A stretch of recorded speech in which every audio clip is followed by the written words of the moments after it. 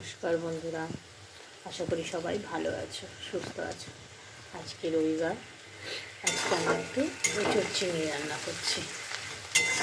তাই এখানে এঁচোড়টা সেদ্ধ করে নিয়েছি, সেদ্ধ করে ভাজা হয়ে গেছে। নিচে আলু ভাজা আছে, এখানে চিংড়ি মাছ ভাজা হয়েছে, এখানে মশলা কড়াইয়ে পেঁয়াজ ভাজছি, তেল দিয়ে মশলা ফোড়ন দিয়েছি। এবার পেঁয়াজটা ভাজছি, পেঁয়াজটা একটু লাল লাল করে ভেজে নিয়ে এখানে মশলা বাটা আছে, এখানে পোস্ত আর বাদাম বাটা আছে, দিয়ে এখন হচ্ছে এঁচোড় চিংড়ি রান্না করব।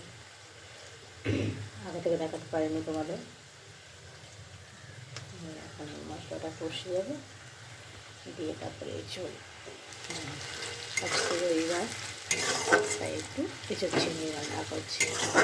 যদি আবার ভিডিওটা করতে একটু দেরি হয়ে গেল আমার। রান্নাটা বসিয়েছি একটু দেরিতে, সব গুছিয়ে নিয়ে।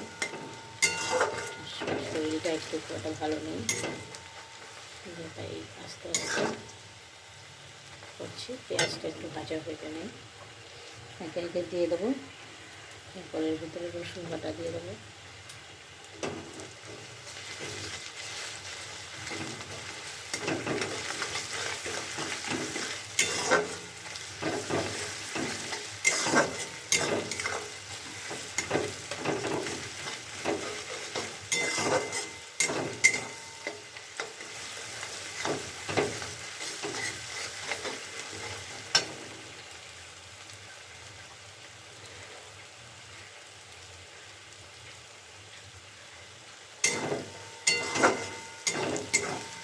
ঠিক আছে।